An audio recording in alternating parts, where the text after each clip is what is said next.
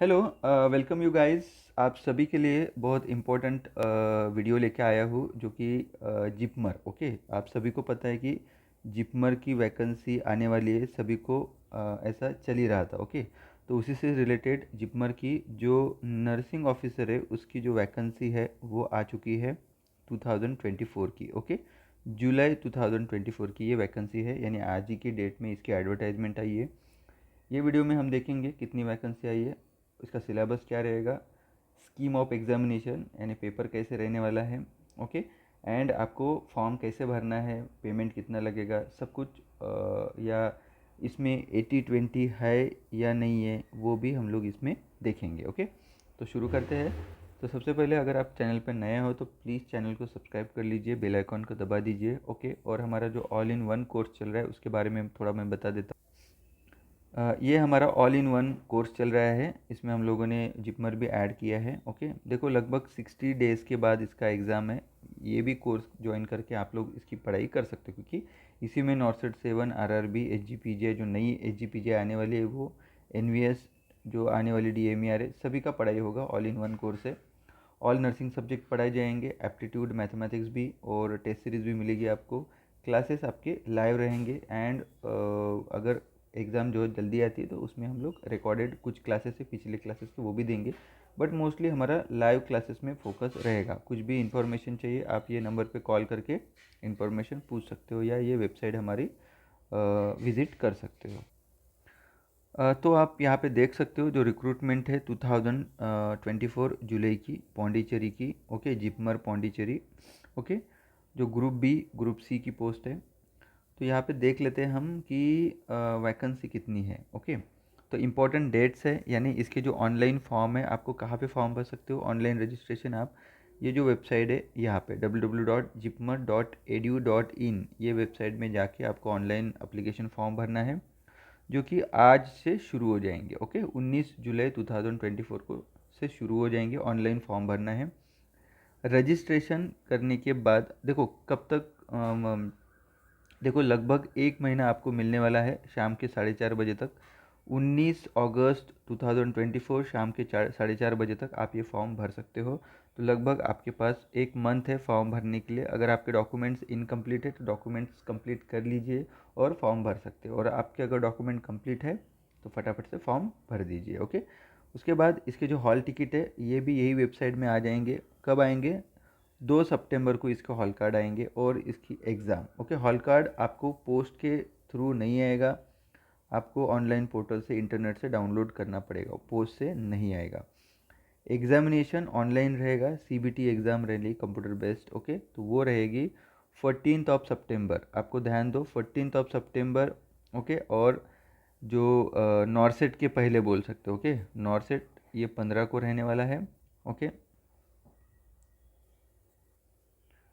ठीक है, तो ये देखो यहाँ पे जो नॉर्सेट रहने वाली है आपकी आपकी नॉर्सेट, ये 15 सितंबर को रहने वाली है, जो नॉर्सेट 7 है वो। ओके, क्योंकि इसका जो शेड्यूल है नॉर्सेट का फिक्स रहता है। ओके, और अपना जो ये जिपमर की एग्ज़ाम है नर्सिंग ऑफिसर की, ये 14 सितंबर को है। ओके, 14 सितंबर यानी एक दिन पहले। तो आपको इस तरीके से ये करना है कि भाई आपने नॉर्सेट भी देना चाहिए और आपने जिपमर भी देना चाहिए। ओके, तो ये आपको ध्यान में रखना है, वही देख के आपको एग्जामिनेशन सेंटर चूज़ करने हैं। अब जिपमर ने एग्जामिनेशन सेंटर भी अभी ही दे चुके हैं कि आपको कहाँ पे सेंटर मिल सकता है, तो वही आप चूज़ कर सकते हो। ओके, जिपमर में क्या होता है, जिपमर में जो एग्ज़ाम होती है आपकी, ओके, सीबीटी होने के बाद जो स्किल टेस्ट रहती है, स्किल टेस्ट के बारे में, एग्ज़ाम क्लियर करने के बाद, ओके, उसके बाद स्किल टेस्ट का शेड्यूल आता है, जो भी क्वालिफाई करेंगे कैंडिडेट उनका। स्किल टेस्ट होने के बाद आपकी फाइनल मेरिट लिस्ट लगती है। ओके, इस तरीके से रहने वाला है। तो स्किल टेस्ट आपकी थ्योरी एग्ज़ाम क्लियर होने के बाद, ओके, होगी। ओके, उसका शेड्यूल आपको बाद में पता चल जाएगा, जैसे ही थ्योरी एग्ज़ाम हो जाएंगी स्किल टेस्ट का नोटिफिकेशन आ जाएगा। ओके, यहाँ पे हम लोग देख सकते हैं कि आपकी जो नर्सिंग ऑफिसर की वैकेंसी है, ओके, 4th नंबर पे देखो, post code very important. Post code क्या है आपका, then name of the post. Okay, अब इसका मतलब स्टार और ये जो हैश है, इसका मतलब होता है इसमें बैकलॉग बैकलॉग जो ये था क्या बोलते हैं वैकेंसी थी, ये भी ऐड हुई है। ओके, तो टोटल 154 वैकेंसी है। कितना? 154। उसमें से 87 ओपन की, यूआर की, ओबीसी की 13, एससी की 10, एसटी की 14 और ईडब्ल्यूएस की 30। ओके, टोटल ऐसे मिला के 154 जो वैकेंसी है ये नर्सिंग ऑफिसर की आप यहाँ पे देख सकते हो। साथ ही साथ आप एक्सरे टेक्नीशियन, देन उसके बाद ट्रांसलेटर, ऑक्यूपेशनल थेरेपिस्ट, सबकी वैकेंसी यहाँ पे देख सकते हो। ओके, वो होगी group B. And group C की जो पोस्ट है यहाँ पे फार्मासिस्ट की भी वैकेंसी है। बहुत सारे लोग हमारे चैनल पे फार्मासिस्ट वाले भी हैं, तो फार्मासिस्ट के लिए टोटल 6 जगह है, यहाँ पे देख सकते हो। ओके, देन लेबोरेटरी टेक्नीशियंस के लिए 2 है, स्टेनोग्राफर, कार्डियोग्राफिक टेक्नीशियंस के लिए 5 वैकेंसीज, अनेस्थेशिया टेक्नीशियन के लिए 1 वैकेंसी। ओके, तो ये हो गई वैकेंसी। ठीक है, अब बहुत बड़ी बात यहाँ पे लिख के आ रही है कि जिपमर की जो गवर्निंग बॉडी है इसने क्या बोला है कि 80% जो पोस्ट ऑफ नर्सिंग ऑफिसर्स है वो फीमेल कैंडिडेट के लिए रिजर्व किया गया है, और इसमें ही बैकलॉग वैकेंसीज भी ऐड की गई है। ओके, इसका मतलब हो गया है 154 में से 80% कौन होंगे? फीमेल लिए जाएंगे, यानी 120 के आसपास फीमेल की आएंगी वैकेंसी, और 20% मेल कैंडिडेट के लिए वैकेंसी रहेगी। तो ये रहेगी आपकी 34 वैकेंसी, आप यहाँ पे पकड़ के चल सकते हो। ओके, तो ये हो गया कि 80-20 है। जिपमर में भी 80-20 चालू कर दिया है, इसके पहले 80-20 नहीं था। This is the first time कि भाई जिपमर ने 80-20 चालू कर दिया है कि 80% जो पोस्ट है वो फीमेल नर्सिंग ऑफिसर के लिए रिजर्व रखी गई है। ओके, देन उसने क्या बोला है कि ये हॉरिजेंटल रिजर्वेशन की भी वैकेंसी उन्होंने बताई। ओके, तो हॉरिजेंटल रिजर्वेशन की जो ये पोस्ट कोड यहाँ पे देख सकते हो, इसमें 23 है। ओके, 23। ओके, 23 जो वैकेंसीज है ये हॉरिजेंटल रिजर्वेशन की है। अब ये हॉरिजेंटल रिजर्वेशन कहाँ पे जाती है? तो हॉरिजेंटल रिजर्वेशन आपकी जाती है किससे? जो अपने अपने कैटेगरी के हिसाब से जाती है। ओके, यानी जो PWBD है इनके 23 वैकेंसी है, और एक सर्विसमैन की अपनी 0 वैकेंसी है नर्सिंग ऑफिसर की। फार्मासिस्ट की यहाँ पे देख सकते हो 1 है और 0 है। तो जो हॉरिजेंटल रिजर्वेशन जो PWBD जो कैंडिडेट है वो अपने अपने कैटेगरी के हिसाब से जाएगा। Okay, respective category. अब इन्होंने इतना तो नहीं बोला है कि ये कैटेगरी को इतनी वैकेंसी है। Okay, 23 vacancy. अब क्या होता है कि वो जैसे 23 PWBD कैंडिडेट आ गया। ओके, तो PWD कैंडिडेट अगर SC का रहा तो भाई ये SC कैटेगरी में चला जाएगा। हाँ, हो सकता है इसको ज़्यादा मार्क्स है तो ये ओपन में भी चला जा सकता है। ओके, ओपन में भी चला जा सकता है। OBC का है तो ये OBC में भी चला जाएगा। तो वहाँ वो जगह की जितनी वैकेंसी रहेंगी वो और 23 कम हो जाएंगी। उन्होंने सीधा क्या बोला है कि 23 वैकेंसीज है। ओके, सो यहाँ पे जो हॉरिजेंटल रिजर्वेशन है अपने अपने कैटेगरी में चला जाएगा, अपने अपने कैटेगरी के हिसाब से। 23 पोस्ट है नर्सिंग ऑफिसर की। ओके, ठीक है।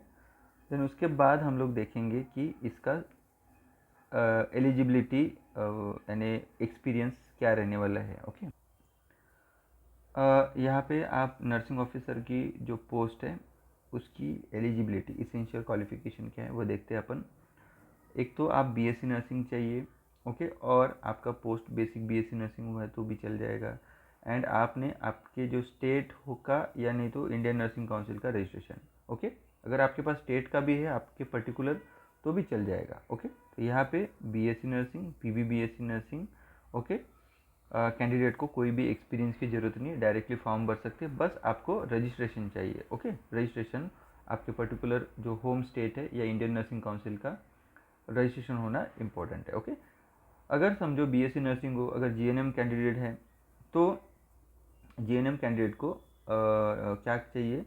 2 साल का एक्सपीरियंस चाहिए, कम से कम 50 बेडेड हॉस्पिटल में, after acquiring the educational qualification mention above. Okay, आपका GNM ख़त्म होने के बाद, एजुकेशन होने के बाद, दैट मीन्स रिज़ल्ट आने के बाद आपको 50 बेडेड हॉस्पिटल का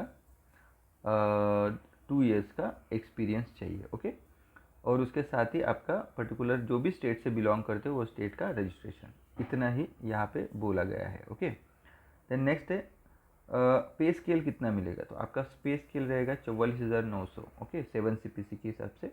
इसमें DA, HRA, okay, TA, washing allowance, okay, सब ये मिला के यहाँ पे लगभग 85 to 90,000 की आपकी सैलरी बन जाएगी, ठीक है।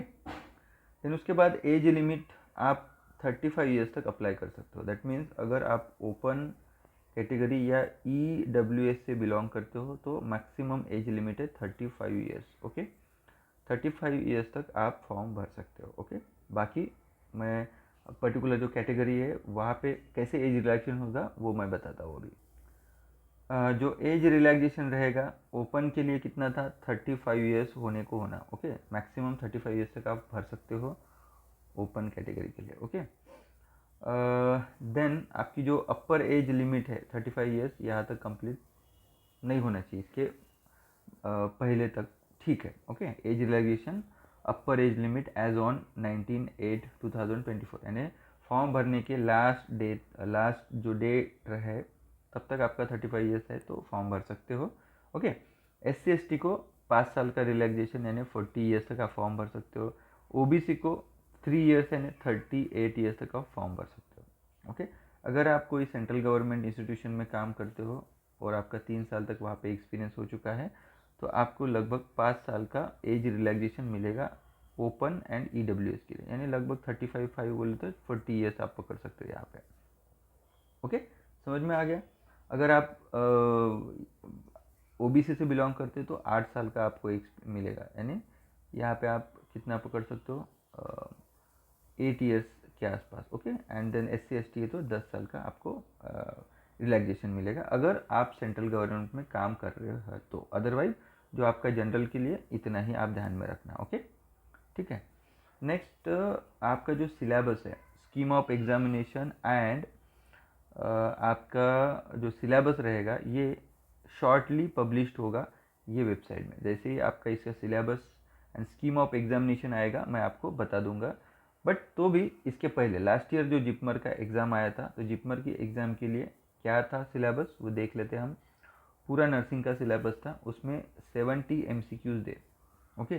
70 MCQs आपके पूरे नर्सिंग के थे और 30 MCQ आपके GK था, करंट अफेयर्स था एंड थोड़ा सा एप्टीट्यूड्स वगैरह, ओके। ये सब मिला के टोटल 100 मार्क्स का पेपर था।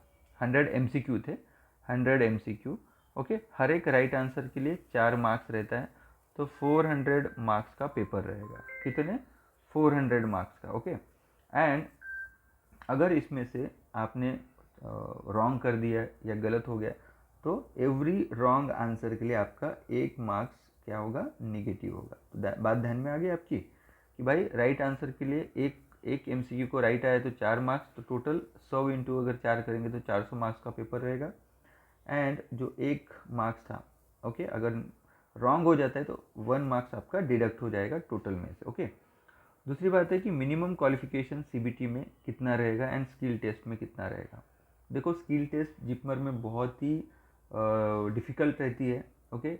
अगर आपने CBT भी पार कर ली तो स्किल टेस्ट में फंस जाते हैं, तो उसका भी बहुत सारे वीडियोस मैंने बना के रखे लास्ट ईयर के, आप देख सकते हो कि CBT कैसी रहती है, स्किल टेस्ट कैसे रहता है जिपमर का 2023 का, उसके हिसाब से आप पढ़ाई कर सकते हो। क्योंकि हमारे 2-4 स्टूडेंट लास्ट ईयर सिलेक्ट हुए थे तो उनसे रिलेटेड हमने ये बनाया था, वीडियोस बनाए थे, ओके। अगर आप UR ओपन एंड EWS से हो तो आपको CBT में कम से कम 50 मार्क्स लाने पड़ेंगे और 50% बोलेंगे, ओके। परसेंटेज और परसेंटाइल। अबे देखिए क्या होता है कि अगर आप का जो एग्ज़ाम एक ही शिफ्ट में अगर एग्ज़ाम होता है एक ही शिफ्ट में तो यहाँ पे नॉर्मलाइजेशन नहीं होगा, लेकिन अगर यहाँ पे मल्टीपल शिफ्ट में 2 या 3 शिफ्ट में एग्ज़ाम हुआ तो नॉर्मलाइजेशन होगा, ओके। साथ ही साथ निगेटिव होंगे तो इसमें परसेंटाइल मैटर करता है, ओके। अगर एक ही शिफ्ट में होती तो परसेंटेज बनेगा। आई डोंट नो अभी जिपमर में कितने फॉर्म जाएंगे, तो फॉर्म जाने के बाद उसमें अगर अलग अलग शिफ्ट में एग्ज़ाम होगी तो वो परसेंटाइल में जाएगा, अगर सिर्फ एक ही शिफ्ट में एग्ज़ाम होगी तो वो परसेंटेज बनेगा। आइदर वो परसेंटाइल रहे। अगर आप ओपन से बिलोंग करते हो तो 50 परसेंटेज या परसेंटाइल आपका स्कोर आना चाहिए, तभी जाके आप CBT क्वालिफाई करोगे। ओके, SC ST OBC के लिए 40 है, एंड UR की अगर UR EWS की PWBD है तो उनके लिए 45 है, इसे ध्यान में रखना। ओके, ठीक है। और जो स्किल टेस्ट है, स्किल टेस्ट के लिए 50% ही उन्होंने रखा है, 50% उन्होंने रख दिया है कि स्किल टेस्ट के लिए। ठीक है, ये हो गया। अभी डॉक्यूमेंट्स क्या क्या लगेंगे। अगर आप UR से हो तो कोई डॉक्यूमेंट आपको कास्ट सर्टिफिकेट देने की ज़रूरत नहीं। अगर OBC से हो तो आपको NCL देना पड़ेगा, जो सेंट्रल कास्ट या NCL जो रहेगा वो आपको देना पड़ता है, और वो ये साल का होना ज़रूरी है। 1 अप्रैल 2024 टू 31 मार्च 2025 तक का जो वैलिडिटी वाला अगर NCL आपके पास है, ओके, वो भी सेंट्रल का, ओके, सेंट्रल का NCL अगर है, ओके, जो सेंट्रल कास्ट बोलते हैं हम, अगर वो है तो आप ये OBC से फॉर्म भर सकते हो। अगर आप ये सर्टिफिकेट नहीं है तो डायरेक्टली आप ओपन से फॉर्म भरना है आपको। ओके, ठीक है। देन उसके बाद OBC सर्टिफिकेट कैसा चाहिए, उन्होंने ये भी बोला है कि joining should not be older than 1 year of date of joining. Okay, तो जो भी सर्टिफिकेट आप ये कर रहे हो वो ओल्ड नहीं चाहिए आपको। इम्पॉर्टेंट है जो मैंने जिस तरीके से बताया कि वो सर्टिफिकेट जो फॉर्मेट है वो एनेक्सर 1 में दिया है, ये एडवर्टाइजमेंट के नीचे पे। ओके, और सर्टिफिकेट आपका 1 साल से ओल्डर का नहीं चाहिए, वो भी बोला है यहाँ पे। लेकिन मैं तो आपको बोलूँगा ये साल का आप निकाल लो और वही अटैच करना है। EWS के लिए EWS सर्टिफिकेट चाहिए, ओके, वो भी यही साल का चाहिए। ओके, यहाँ पे लिखा है उसी तरीके से। ओके, जो फाइनेंशियल ईयर है उसी ईयर का EWS सर्टिफिकेट। SC ST के लिए भी कास्ट सर्टिफिकेट रहता है। SC ST का जो कास्ट सर्टिफिकेट का फॉर्मेट है ये एनेक्सर 3 में दिया है, इसी फॉर्मेट के हिसाब से आपका सर्टिफिकेट होना चाहिए। अदरवाइज बहुत सारे स्टूडेंट्स को लगता है कि स्टेट वाला जो SC ST का सर्टिफिकेट हो जाएगा।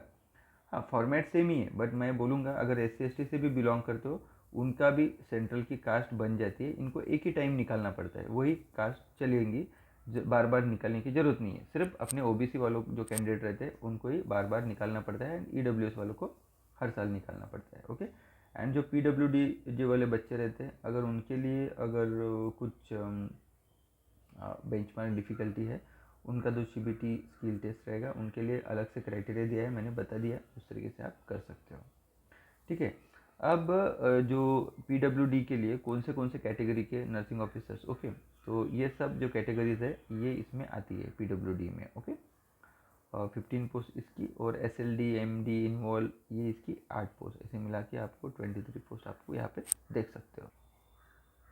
एग्ज़ाम फॉर्म ये अप्लाई कैसे कर सकते हो, ऑनलाइन मोड से अप्लाई करना है। ओके, और यहाँ पे ये वेबसाइट में जाके आप अप्लाई करना है। ओके, ग्रुप B NC जुलाई 24 की जो रहेगी उस तरीके से आप फॉर्म भर सकते हो।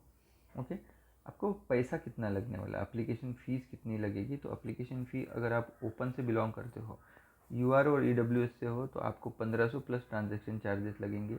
OBC है तो 1500 plus transaction charges, SC ST है तो 1200 प्लस ट्रांजेक्शन चार्जेस, और जो PWBD है उनको कोई भी फीस नहीं लगेंगी।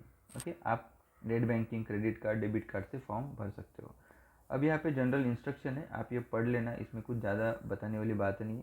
सिर्फ ये है कि जब आप जब ऑनलाइन एप्लीकेशन फॉर्म भरोगे, फ़ोटोग्राफ आपका साइज़ दिया है, कितना KB का होना चाहिए वो भी लिखा है। ओके, फ़ोटो एंड सिग्नेचर आप जिस तरीके से बोला है उसी तरीके से आपको करना है। आपका फ़ोटो यहाँ पे आपका नेम चाहिए, okay, indicating name of the candidate and date of capture. Date of capture यानी आज अगर फॉर्म भर रहे हो तो आज की डेट डाल दो ना। ओके, यहाँ पे जो डेट रहेगी ये डेट ऑफ बर्थ नहीं रहेंगी, इसमें आपको जिस दिन आप फ़ोटो निकाल रहे हो, ओके, जैसा ये जैसे इस तरीके से आपका ये एक बोर्ड लेके आपको निकालना है कि yes this is my name is Akash and date of capture is, आज की डेट डाल देना, वो बेटर रहेंगी। ओके, तो इस तरीके से आपको फ़ोटो यहाँ पे अटैच करना है। ओके, सिग्नेचर भी उसी तरीके से, यहाँ पे साइज़ दी है उसी तरीके से आपको करना है। ओके, जो भी सर्टिफिकेट है जैसे डॉक्यूमेंट आपको अपलोड करना है तो ये इस तरीके से आप वहाँ पे आ जाएगा, वो सर्टिफिकेट आपको अपलोड करना है। ठीक है, तो सिटीज़ कौन कौन सी है एग्ज़ामिनेशन की वो भी बहुत इंपॉर्टेंट है।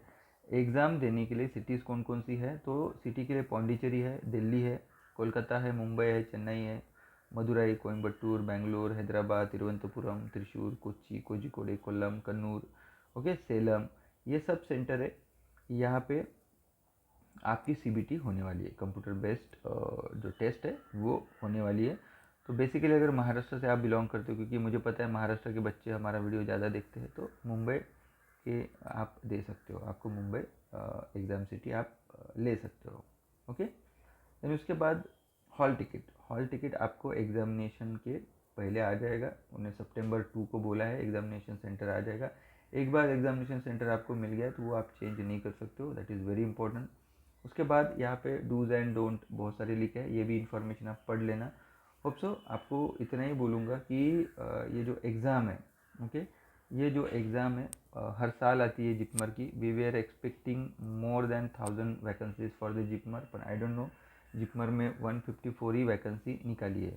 जिपमर का जो हॉस्पिटल है ये 2000 बेडेड हॉस्पिटल है, काफ़ी बड़ा हॉस्पिटल है, लेकिन वहाँ पे नर्सेज अभी भी कम है बहुत सारी, ओके। आपको बता दूँ, अभी 2 मंथ में आप जिपमर कैसे पढ़ोगे। डेफिनेटली अगर आपने कहीं से कोचिंग की है, जो भी आपके छोटे छोटे short notes, short revision notes वगैरह बनाए तो वही रीड करना है आपको, ओके। जो भी कंसेप्ट आपके क्लियर नहीं, उसकी जो डिटेल थ्योरी थोड़ा सा पढ़ लेना। और डेफिनेटली टेस्ट सीरीज़ आपने कोई भी क्लास हो उसकी टेस्ट सीरीज़ ज्वाइन करनी है। टेस्ट सीरीज रोज़ कम से कम 2 से 3 जो टेस्ट सीरीज है आपने सॉल्व करनी है, ओके। मैक्सिमम राइट आंसर देने का प्रयास करना, जो भी निगेटिव हो रहे उसको रिव्यू करना है, उसके रैशनल आपने पढ़ना है, ओके। और इस तरीके से आपकी जो निगेटिव हो रहे उसको आपको कंट्रोल करना है, ओके। अब निगेटिव मार्क्स कंट्रोल करने के लिए आपको टेस्ट सीरीज देनी पड़ेंगी आपको अच्छे। जब बार बार टेस्ट दोगे तो आपका निगेटिव आने का, जो ज़्यादा निगेटिव आते थे, हो सकता है पहले 30 आए, बाद में 20 आए, बाद में 15 आए, बाद में 5 आए, ऐसे करके आप निगेटिव कंट्रोल कर सकते हो, ओके। आपको कुछ भी डाउट आ रहा है प्लीज़ वीडियो में कमेंट बॉक्स में लिख सकते हो। और आपको अगर हमारे साथ जुड़ना है तो प्ले स्टोर से ऐप डाउनलोड करो, लर्न नेक्स्ट नर्सिंग, जो भी ऑन गोइंग कोर्स है वो परचेस कर लेना, ओके। Thank you.